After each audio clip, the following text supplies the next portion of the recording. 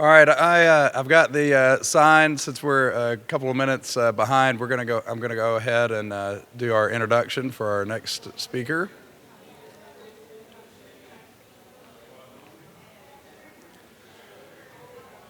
My name is Ben Blackwell. I'm the interim chair of our Department of Theology here, and I just want to welcome you from our side of things. We're happy to ride on the coattails of all the work that Diana Severance has done to pull this together, and I just want to say a warm welcome to you from us. And I apologize, I'm just getting over a cold here, and so if you'll bear with my froggy voice, but I have the pleasure of introducing Dr. Eugene Merrill to you.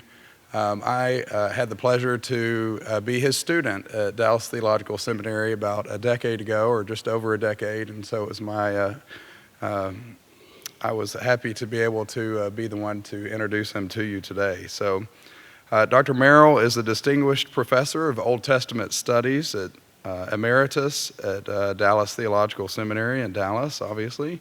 A position he has held for 38 years, and he also serves as the Distinguished Professor of Old Testament Interpretation at the Southern Baptist Theological Seminary in Kentucky.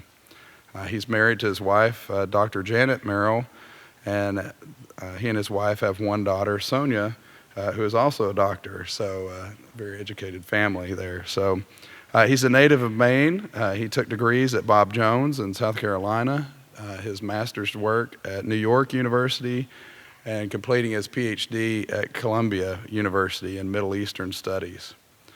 He currently lectures in the areas of Hebrew and Semitic languages, biblical backgrounds, and Old Testament theology.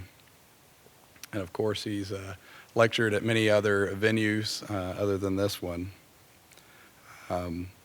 I have a whole list here of publications. I don't know if my voice will hold out for saying all of them, but they range from biblical commentaries on the Old Testament to a very well-known theology of the Old Testament, Kingdom of Priests, which I know so well from my time studying with him. And then also very important word studies and dictionaries of theology and exegesis. And so he's also served as a translator, as a team of translators for the New King James Version, the New Living Translation, and also work with the Holman Christian Study Bible. So we can see that he bridges the gap between history and theology, which is always important, between faith and study. And it's our pleasure to hear from him today. And if you'll give me, along with me, a warm welcome to him. So thank you.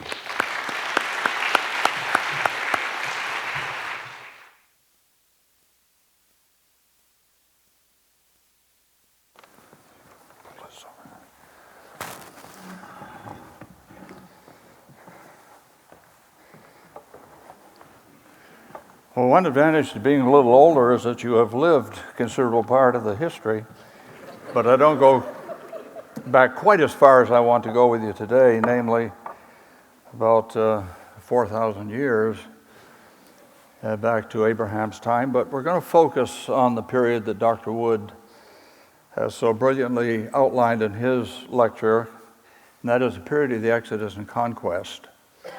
And I have been privileged to be part of the dig at Maqatir since about 1996, I think. And my wife, who is with me, also goes and works with the pottery. She doesn't have to get up at 3:30 in the morning like I have to, and labor under the hot sun and all that sort of thing. That she stays back in the heat of the tent back at the base headquarters and draws pottery and saws pottery and does other things essential to proper reporting on the archeological finds. And it is indeed a great privilege for me to be here today. I have looked forward to this occasion for a long time, to be with these friends with whom I work every summer. It's strange, isn't it, when you see them all the time at the dig, and then when you see them out of context someplace else, how glad you are to see them. I'm glad to see them then as well, but we're usually so tired we don't have much time for socializing. But I appreciate Bryant Wood more than I can say. Now, I don't have any engineering in my background or any technology, therefore I don't have PowerPoint. I just have words. But after all, how does one capture on PowerPoint time? He was talking about space and places. Anybody can take pictures of places and put them on a PowerPoint. Try to capture some time and put it on a PowerPoint. That's my problem, you see.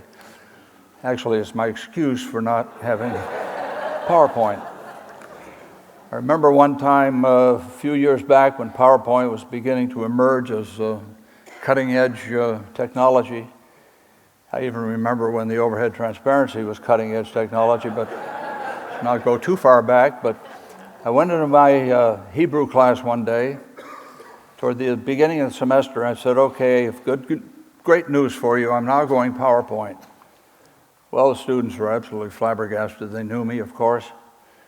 And so I turned on the overhead projector and I said, that's the power. And I got out a laser pointer and pointed at and I said, that's the point. PowerPoint, what do you want? So a lot of ways to define it. Well, I'm going to talk about and Old Testament chronology, question, who cares? Who cares?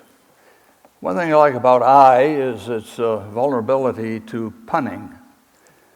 So a person will ask me, do you think you have found the proper place? And I will say something like, I still don't know where is. Besides the poor grammar, it sort of suggests some psychological maladjustment or something of that sort too, I suppose. But yes, not AI, but I actually, with the guttural. It's just a word that means ruin, and as Dr. Wood pointed out, many places are called and so that is not a name, it's a descriptor more than anything else. Just like Khirbet in Arabic, which means essentially the same thing. So we're at Khirbet el Maqatir, which is an Arabic term, of course, Arabic name for the site, and that also means, Khirbet means also a ruin. And so sometimes the terminology gets complicated, especially in some of the language. Now, I'm going to deal with the introduction first, naturally, and then the significance of biblical chronology, the establishment of a dating system from inner biblical data and then from ancient Near Eastern data. Next, historic, contemporary, and competing points of view on the matter of chronology, pre-Enlightenment and Enlightenment, the historical critical method, modern approaches, and my approach, which I don't hold by myself, but I think many of the speakers here will hold the same approach based on archeological information and historical and biblical information. And finally, the real heart of my address, I hope, and Old Testament chronology, and then anticipated evidence and conclusions from our site. Now, the term chronology in the minds of many is redolent of images of stuffy old eccentrics deep in rumination in some musty study over trivia that have no practical relevance to everyday life and well-being. Now, Bryant expressed pleasure that his lengthy introduction included so much information for his wife's benefit. Janet, that's what I do too. I'm in rumination in a musty study over trivia that have no practical relevance to everyday life. Now, who cares when Sennacherib laid siege to Jerusalem, or when Hannibal crossed the Rubicon, or when Betsy Ross sewed together the first American flag, or even when Nixon left the White House in disgrace? These tidbits may be of interest to historians who write and sell books, to other cranks, or to professors of history who find that though their students are bored stiff learning about men and battles and dates of long ago, They themselves are content in their own little cocoons of idiosyncrasy. Besides that, everyone has to do something to make a living.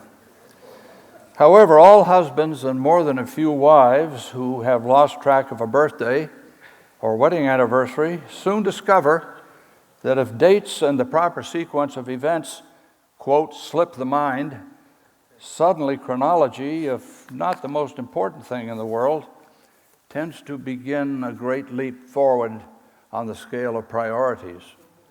It does matter when she was born and under what circumstances. It is critical for him never to forget the happiest day in her life, the day she married him. And now, curiously, why did she marry him? Well, I have to be careful, I'll slip off this. Bad things happen to people that make fun of their mates, and I've had enough trouble lately without some more. Significance of biblical chronology. Now, a common but adequate and accurate analogy to historiography is that of anatomy. Just as the human skeleton is the indispensable framework around and upon which the body, with all of its parts, are suspended, so chronology is the equally indispensable framework upon or against which the flow and facts of history find proper arrangement and relationship and function and meaning. The medical student might as well take the scattered parts of a cadaver, piece them back together randomly, and call it anatomy and physiology, as for a seminarian to cut the Bible to shreds and then reassemble it in any way he chooses and to call the result biblical history. One would reasonably expect both to flunk and to look for some other vocation where cause and effect and temporal sequence have no intrinsic or even practical value. In short, anyone who takes the Bible seriously as the very Word of God in anything and everything it intends to say, even about science and history, is forced to confront the chronology history issue as one whose facets are of necessity mutually integrative and informative. Was the Tower of Babel pre-flood or afterward? Did Abraham live in the EB-MB era or Iron Age 1? Are the lists of the kings of Israel and Judah accurate? Do they arrange their respective reigns in the right order? Does it really matter when Joshua conquered Ai?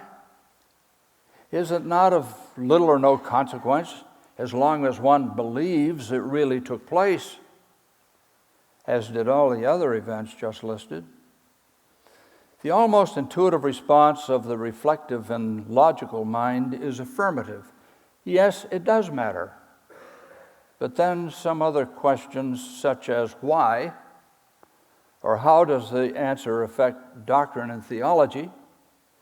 What is in it for me as a believer who wants to live a more godly everyday life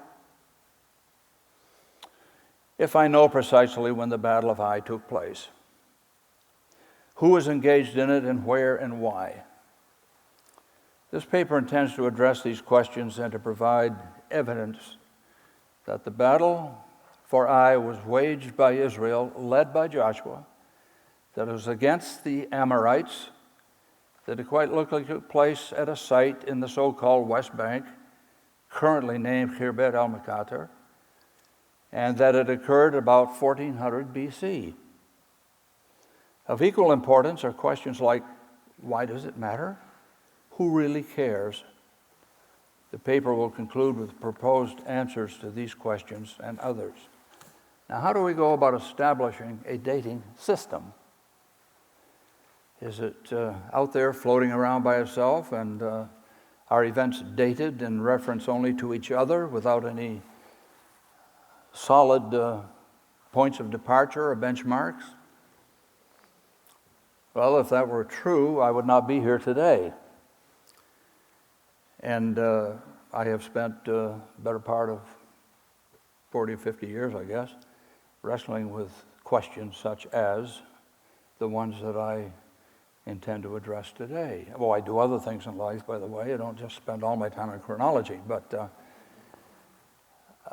as a historian, I am convinced that one cannot do history proper until he has some kind of well-established chronological framework in which to do it.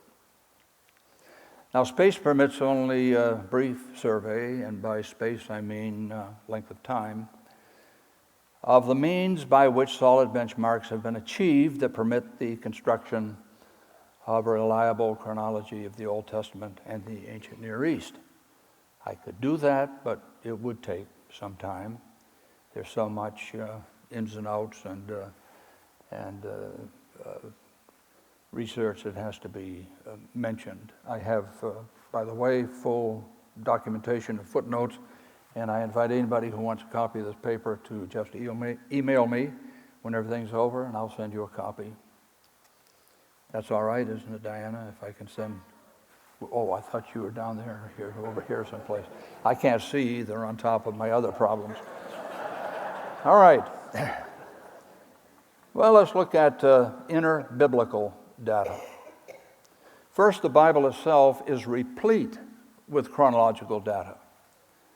That the dates of biblical events until the last century or so could be accessed only in a closed system in which conclusions were drawn almost exclusively by inner biblical relationships. Thus, for example, the dates of Abraham could be determined by adding up the years of all persons and events succeeding him until the New Testament period, and then working back from them.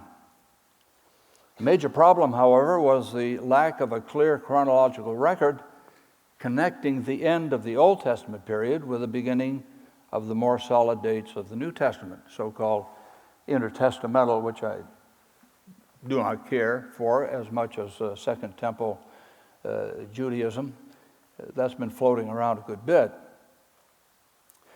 The most famous attempt to create interbiblical chronology was that of Archbishop Usher of Ireland in 1650. In many respects, his efforts were remarkably accurate, given the absence of secular texts that later refined his system. By the way, Usher has been, I think, abused and misunderstood and considered semi-illiterate and everything under the sun because of his dating of creation of 4004 BC and so forth. But he was a classicist of the first order, a well-respected scholar as well as a churchman, and in his own period he was recognized as being a first-class scholar. Now, commencing in the mid-19th century, a flurry of archaeological excavation took place throughout the Middle East, particularly in Mesopotamia and Egypt. Thousands of inscriptions came to light, including many of chronological significance.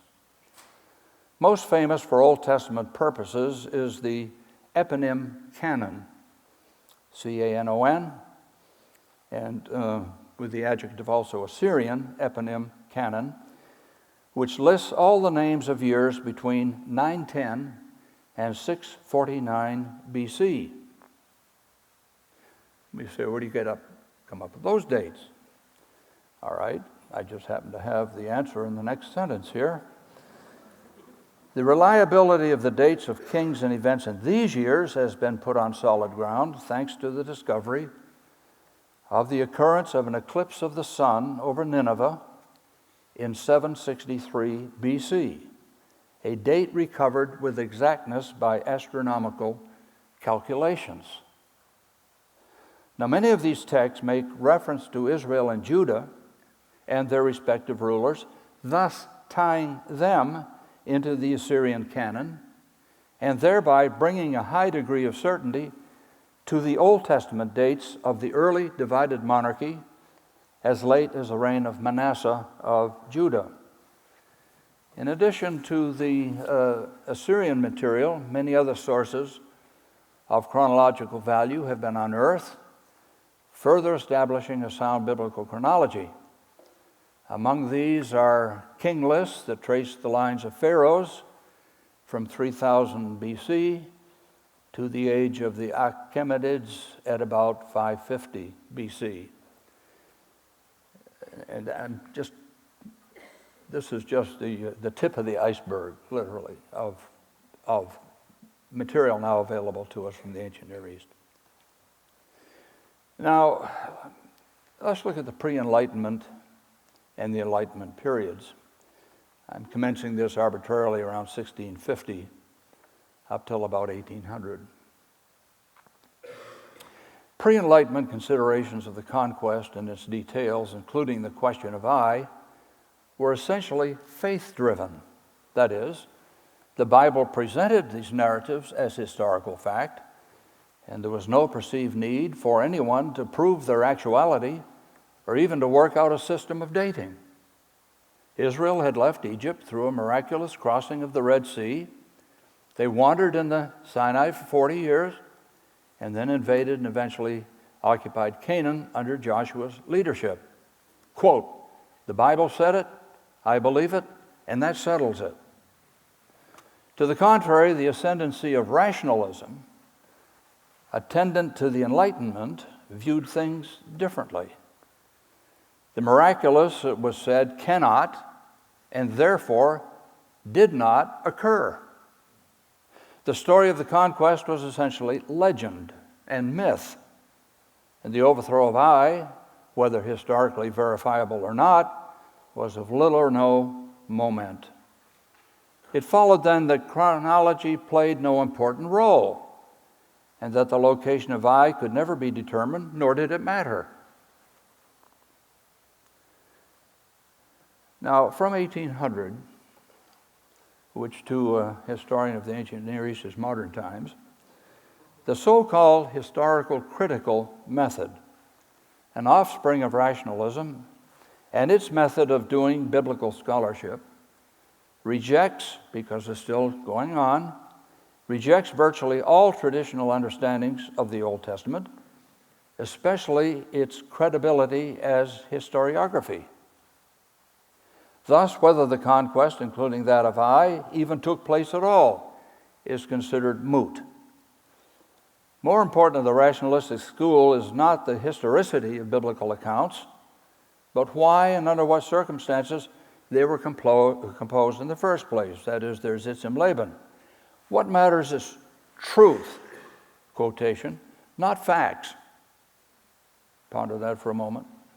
As though the two can be separated. Israel's recollection and the theologizing of the past, not the Bible's own assertion by divine revelation as to what really happened in earliest years of Israel, is considered what matters most. Let me say that again. Israel's recollection and theologizing of the past, not the Bible's own assertion by divine revelation as to what really happened in Israel's earliest years, is considered what matters most. What did Israel think about the past as opposed to what really happened in the past? Now, the advent of modern archaeological method, concomitant with renewed interest in the Old Testament in the latter 19th century, led to a rash of excavations in the Holy Land, including a search for the location of biblical Ai. Jericho had been identified with Es Sultan by Charles Warren as early as 1868, so it was logical to look for the next location in the biblical narrative, namely Ai. Tentative steps were taken by William F. Albright and others, but the most important and decisive work was by Joseph Callaway, beginning in 1964. And Callaway, incidentally, was on the faculty at Southern Seminary, where I currently teach part-time, and the museum there is named after him, though I don't know anybody on the faculty that would accept Callaway's interpretation of the location of Ai. Well, be that as it may. Callaway, influenced by the Arabic name for the site, called the place of choice Et-Tel, literally the ruin. The Hebrew name Ai also means ruin, thus lending support to Callaway's proposal. This location has become almost enshrined as the proper place for ancient Ai, mainly because Callaway correctly concluded that no evidence exists as to its being occupied between EB2, which is 2400 BC. Dr. Wood, I think you said 2300, and I will defer to you since you're the archaeologist, and the beginning of the Iron I period at about 1200 BC. This seems at first glance to prove conclusively that the conquest must have taken place at 1200 or later. In 1979, David Livingstone, dissatisfied with Callaway's identification of Ai with Etel, undertook excavation at Khirbet Nishya, just outside Beitin in the so-called West Bank. After several years of disappointment by the lack of confirming finds, the Associates for Biblical Research under Bryant Wood resumed the search in 1995 at a site 1 kilometer west of Etel, a place known to the residents there as Khirbet el Maqatir. And a lot of thought has gone into the meaning of the name. It seems to be related to the Hebrew root, I would think, Qatar, to burn incense, having something with a place of the offering up of incense, perhaps. Moreover, excavation thus far has yielded unmistakable evidence of occupation there nearly throughout the biblical period and as late as the Byzantine era.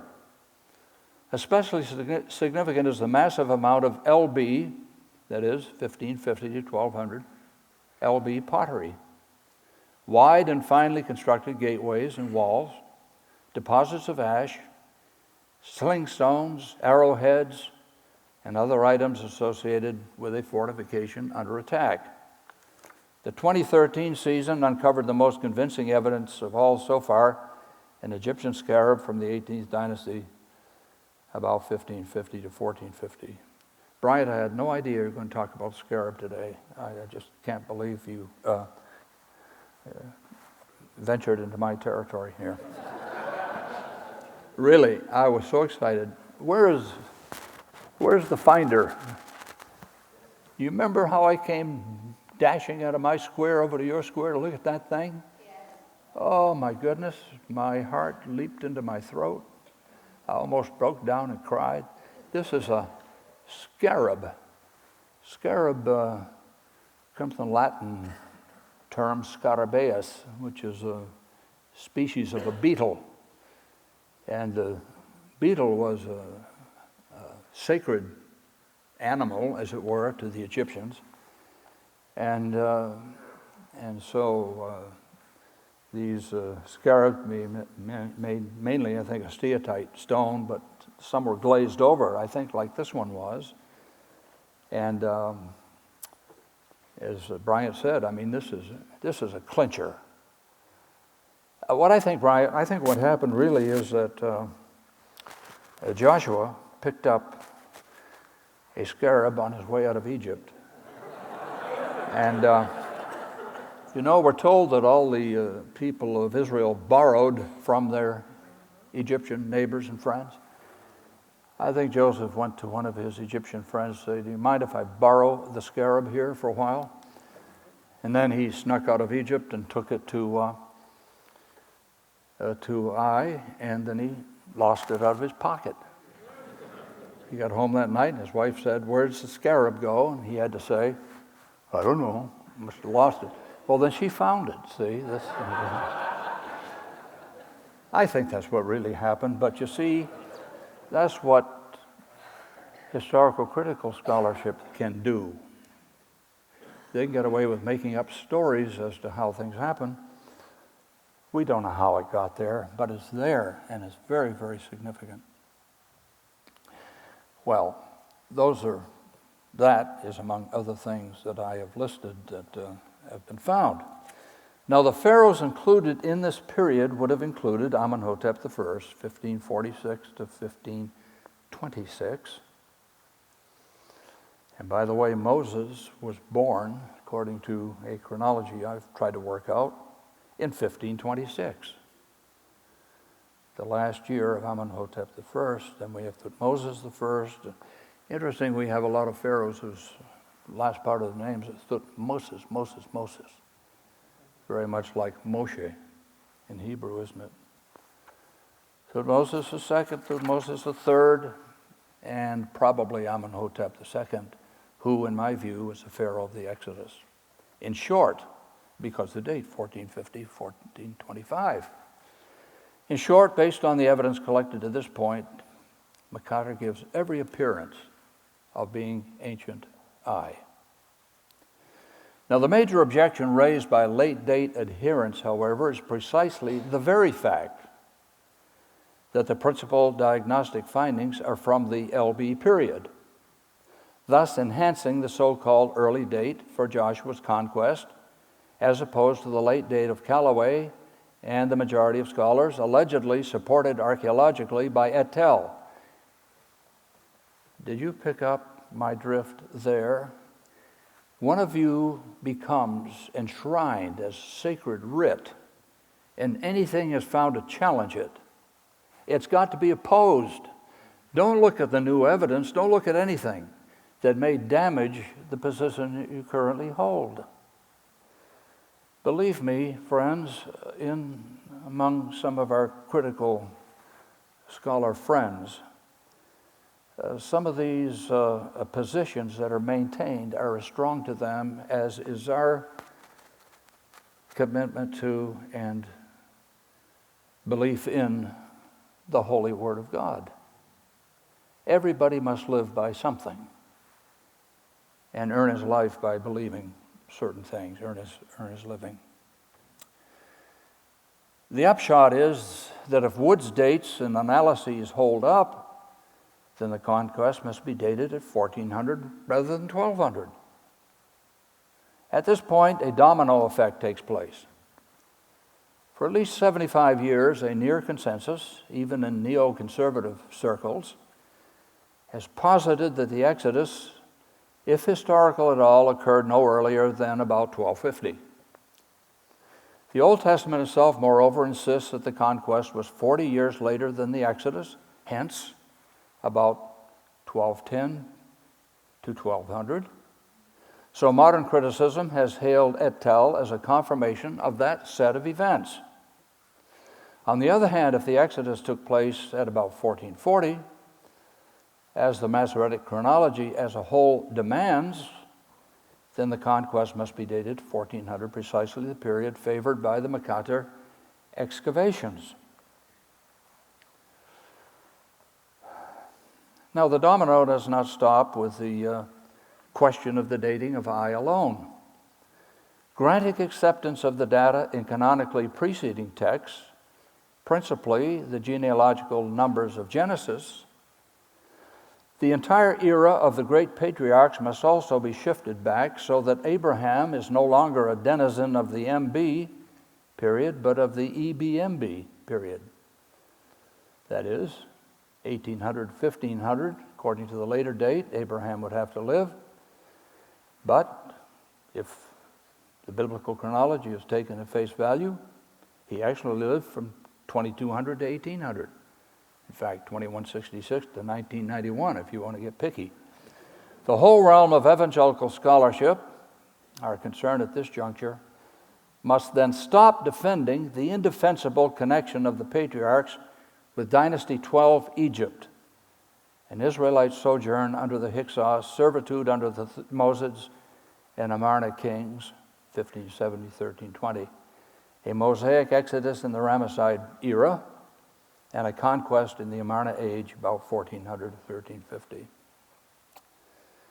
Well, I'm using the term, and I know it's inflammatory perhaps when I speak of neoconservatives, but I'm greatly troubled by what's going on in some of our evangelical scholarly circles, the concessions that are being made in regard to some of these issues. I'm deeply disturbed about how the first 11 chapters of Genesis are being handled in these days. Not as history, but as myth, as fable, as legend, as tradition, or something else. And this is being held by folks that we normally understand to be conservative. Well,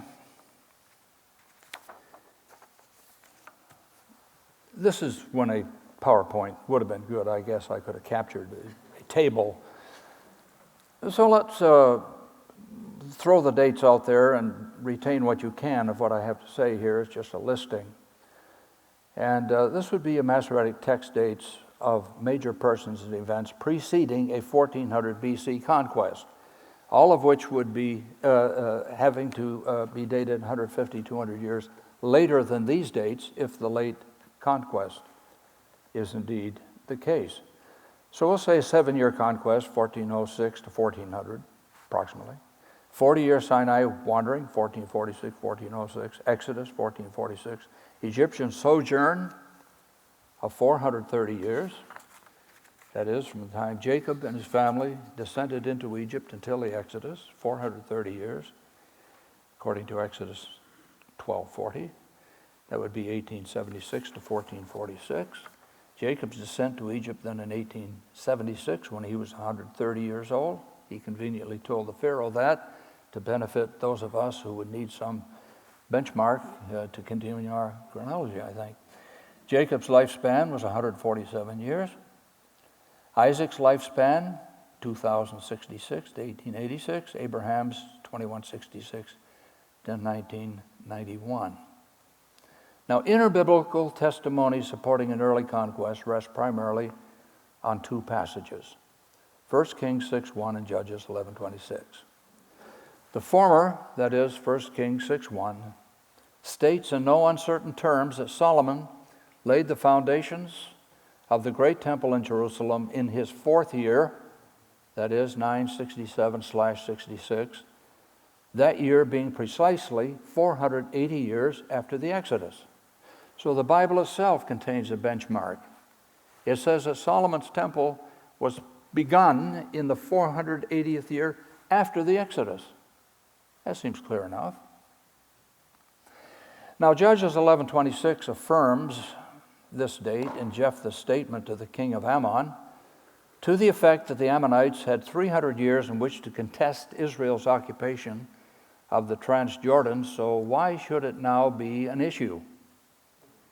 The Transjordan had been conquered by Moses and Israel before the Canaanite campaigns began, thus as early as 1406. Again, 300 years prior to 1106, the date of Jephthah's judgeship yields 1447-46.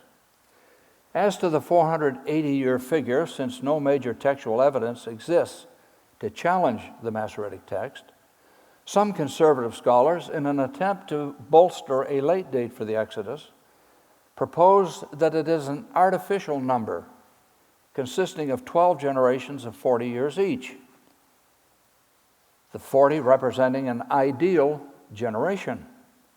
In reality, it is argued a generation is closer to 25 years in real life.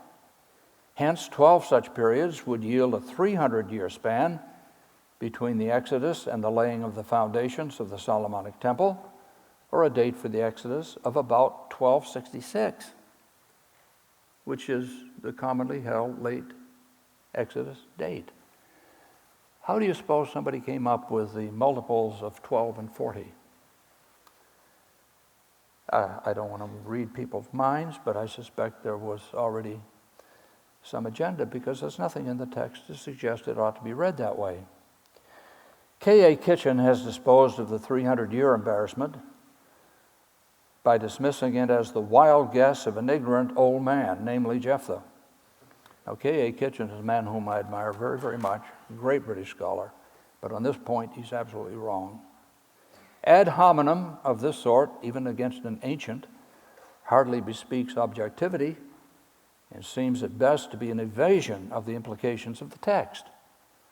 Moreover, the sleight of hand of arbitrarily factoring 480 into multiples of 40 and 12 is a marriage of convenience. Nothing in the text itself suggests anything but a serious attempt by the author of Kings to spell out precisely when the temple was begun. Why would he say it was 480 if it wasn't? Would he expect people to say, now, of course, you've got to factor this thing up into 40s and 12s to get it right? How absurd would that be? You say, man, you get excited about stuff like this. Well, not excited, I get exasperated, because it's not good scholarship in my view. Well, his purpose, that is the author of Kings, was not to date the Exodus, but to use it as a chronological benchmark by which to correlate other dates. In other words, the Exodus date seems to have been recognized by the community as firm and standard.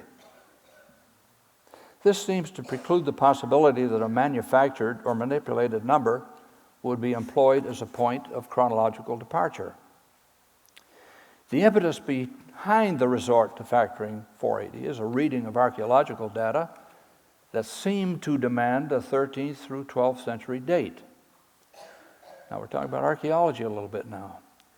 Besides the assumption that the place name Ramesses in Exodus 1:11 attests to an exodus in the Ramesside era, evidence of massive destruction and sociological disruption in Canaan in the Iron One period seems by late daters to be explained best by the biblical conquest. However, two textual factors nullify this interpretation. First, Moses' instruction to Joshua on the eve of the conquest was that he must refrain from destroying the substructures of Canaanite cities, leaving them intact to be occupied by the victorious Israelites.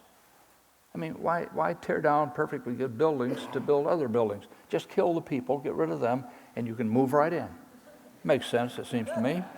Probably not a good plan in modern times, but they were moving under Hiram, under God's banning of these hopelessly irredeemable Canaanites and Amorites and Perizzites and Hittites, Hivites, and so on.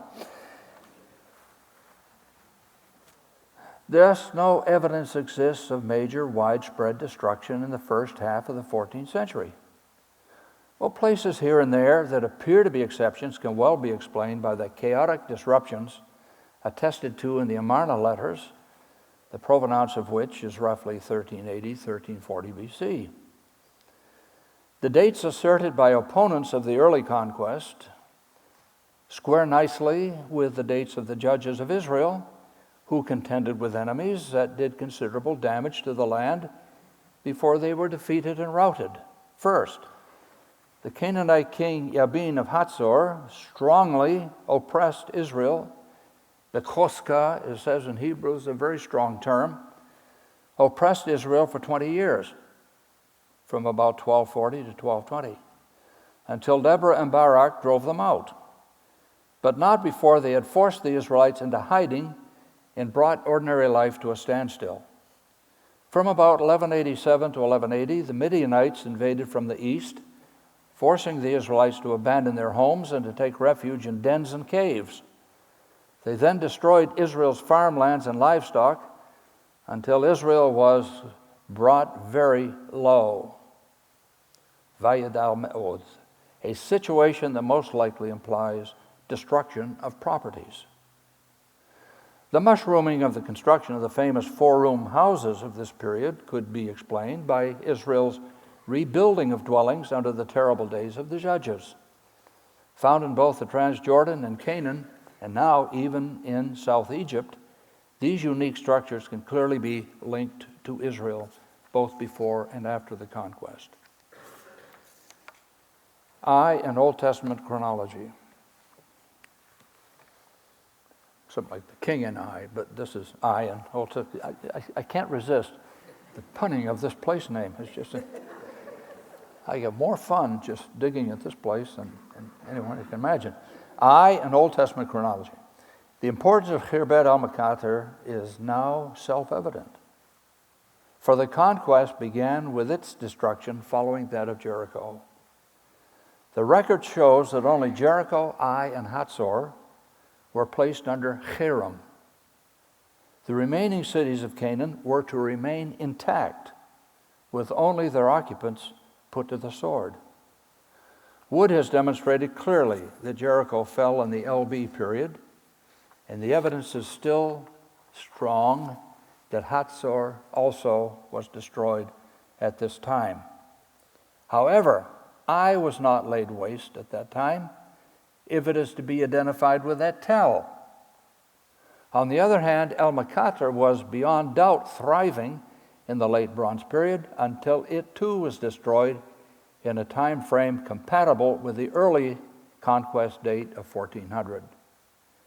The evidence so far indicates that it was rebuilt and continued to be occupied in the Iron Age and even beyond into Roman and Byzantine times. Conclusion. Though no inscription or other hard data have so far been found to identify El Maqatir with late Bronze Ai with absolute certainty, pottery and other chronological markers seem to point in that direction. If the identification can be solidified, the early conquest and Exodus dates will find strong confirmation and thus will follow compelling evidence to put the whole matter of pre-monarchic biblical chronology on an even sounder footing. Thus, in answer to the question, does I matter? It certainly does. Thank you very much.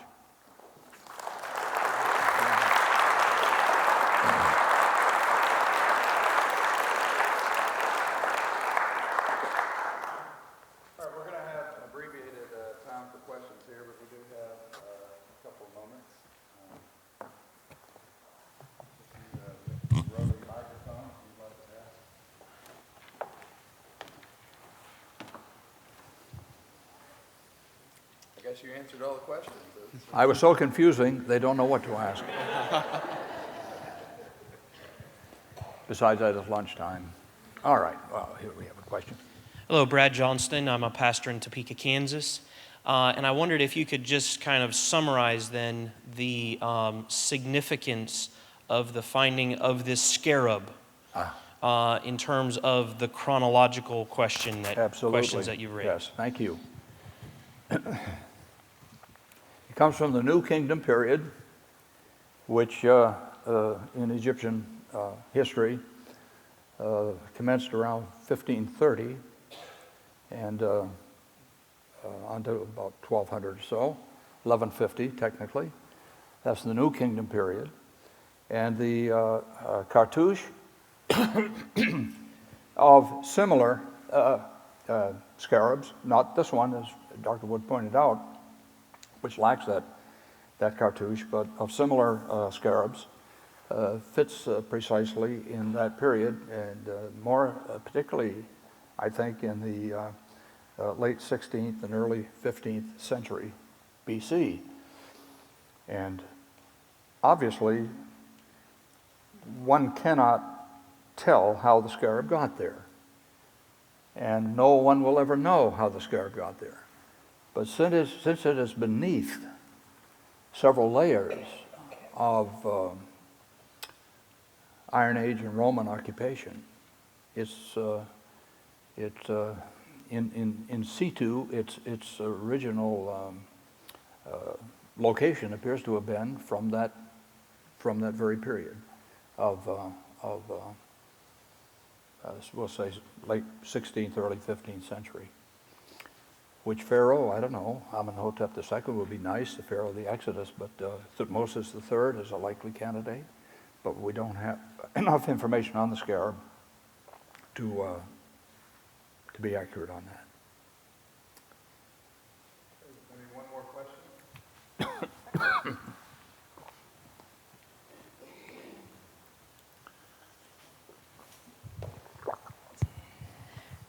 So how do you explain the mention of the cities of Ramesses being built? Thank you.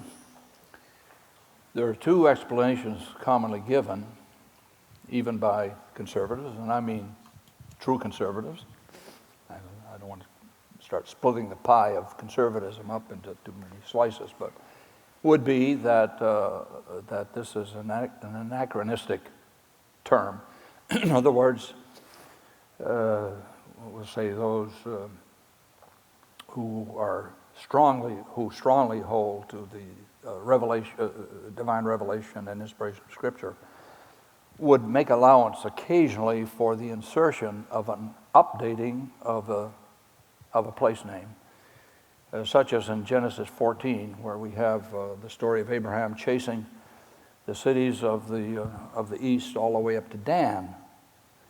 Well, Dan wasn't even there until long after Moses' time, and so one would suppose that the Lord led somebody to change the name from Laish, which was the original name, to Dan, although the original name Laish also appears in the Bible. And but now I reject that in regard to Ramesses.